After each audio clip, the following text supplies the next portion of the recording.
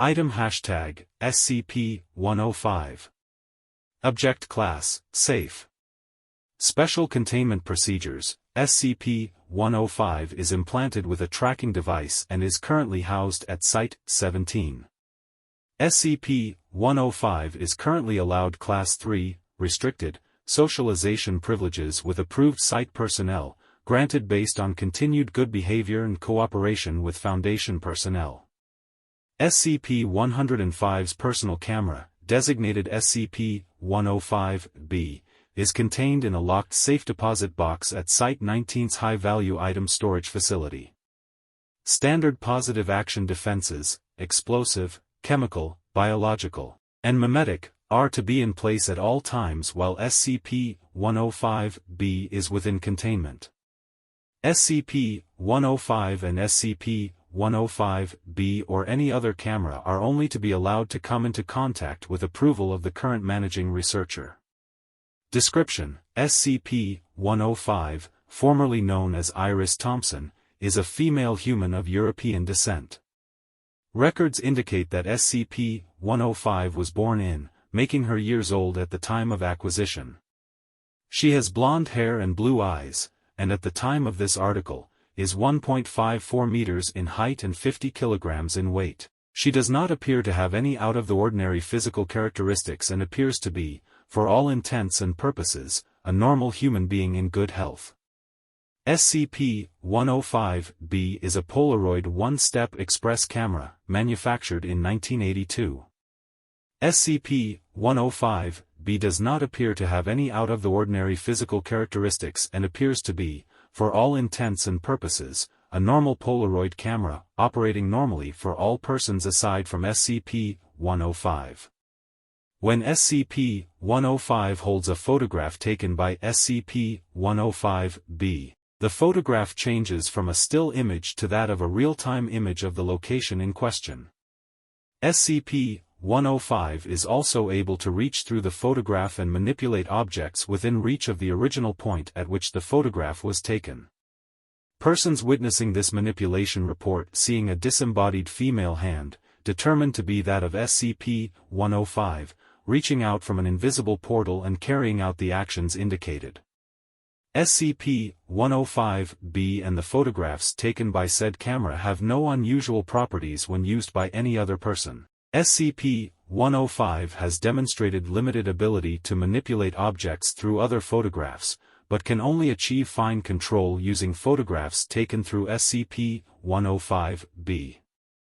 So far, SCP-105 has only been able to significantly advance her ability by using photographs taken by SCP-105-B. Appendix 1, Circumstances of Acquisition. SCP-105 was brought to the Foundation's attention shortly after the murder of her boyfriend.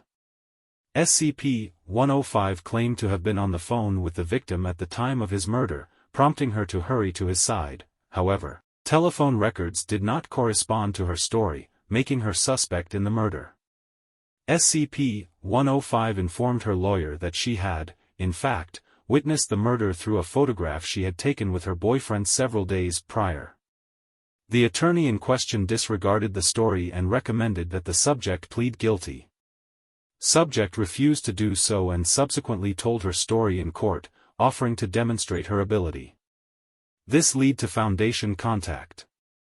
Subject was immediately contained by the Foundation. Foundation personnel retrieved SCP-105-B from SCP-105's home, replacing it with an identical model, and returned it to her. SCP-105's parents were informed that she was killed during the botched escape of another patient while both were in custody of the psychiatric care facility. Appendix 2, Excerpt from Interview Log 105-08-4426, dated // Begin Log. Doctor, please give a brief personal introduction, including date and place of birth, and your name. SCP-105, okay. My name is Iris Thompson. I was born in Phoenix, Arizona, on May 12. Doctor, good. First question, when did you become aware of your abilities? SCP-105, I'm not sure, but I think I was either 10 or 11. I remember because I was looking at a picture of the ocean, and I noticed that the waves began moving. Doctor, how did your parents respond when you told them? SCP-105, they just said that I had an overactive imagination. Doctor, when did you discover that you were able to manipulate objects through a photograph? SCP-105, it first happened when I was 11, 12, maybe? My family took a trip to the Grand Canyon. I looked through the photo album after we got home, and brushed my hand up against one by accident. When I did, I pushed a rock over the edge, falling into the canyon. I could actually hear it clatter on the way down. Doctor, go on. SCP-105, I became fascinated with photography after that. Most of the time, it didn't work with photographs I took, but my parents got me a Polaroid one-step express camera. I'd been begging for them to get it since Christmas. SCP-105 starts smiling. After I got the camera, the photos got easier to interact with. Doctor, this is the camera we refer to as 105B? Your personal camera. SCP-105, yes sir. Doctor, how many photos can you focus on at one time? SCP-105, I've gotten up to 10 at once with my personal camera, but I'm sure I could do more eventually. Doctor, what is your impression of your time with the Foundation so far? SCP-105 remains silent. Doctor, please, do answer. We don't take offense at these things. SCP-105, it's sort of like new prison, new warden. But I know it's better than what could have happened to me. Doctor, you've been very cooperative during your time here. SCP-105, I'm a pretty well-behaved sort of person. I also like doing the experiments. Some of those things with photographs I would never have thought of. Doctor, do you know why I am asking you these questions, Iris? SCP-105, no, sir. Doctor, we've been setting up a special program. If it goes through, you'll be occasionally allowed to leave the site and move about in the outside world. All we ask of you in return are a few favors. Are you interested? End log. Addendum 3, History of Service with Mobile Task Force Omega-7. SCP-105 was the second humanoid SCP recruited to Mobile Task Force Omega-7 under the Pandora's Box initiative. Unlike Team Able, associated with SCP-076-2, which was assigned to strike and capture operations, Team Iris had the primary mission of reconnaissance and intelligence gathering. Team Iris carried out over 20 missions in cooperation with the Boe Commission. These missions were carried out swiftly and without incident. The first disciplinary incident involving SCP-105 involved the escalation of Team Iris missions from reconnaissance to wet work. SCP-105 violently opposed the use of her abilities to carry out assassinations, even after members of the Boe Commission repeatedly attempted to secure her cooperation. See Interview Log 105-21-6543.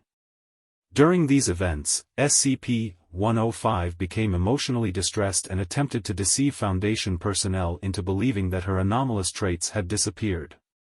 Dr. D submitted a report recommending that SCP-105 be reclassified as neutralized, undergo amnestic treatment, and be released to the public with regular monitoring. This recommendation was denied. Following this, Dr. D aided SCP-105 in a containment breach aiming to escape Foundation custody.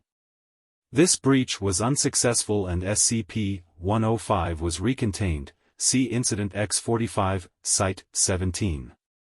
Investigation afterwards determined that Dr. D had intentionally encouraged SCP-105 to claim loss of anomalous abilities. SCP-105 redemonstrated her anomalous abilities in exchange for restoration of limited privileges. Following the end of the Pandora's Box initiative, all Mobile Task Force Omega-7 teams were disbanded, and SCP-105 was returned to Site 17.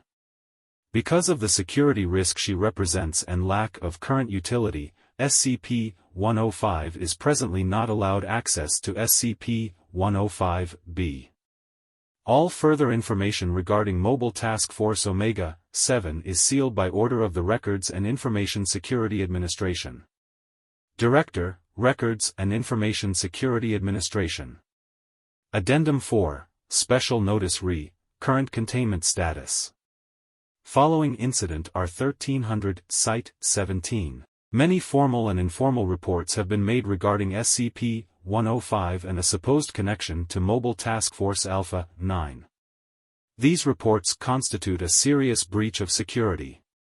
All information regarding Mobile Task Force Alpha-9 is restricted. All information regarding current research on anomalous characteristics of SCP-105 is restricted. All reports or rumors regarding any current or recent use of SCP-105 as a Foundation asset are to be considered categorically false, and should be reported to the Records and Information Security Administration. Director, Records and Information Security Administration.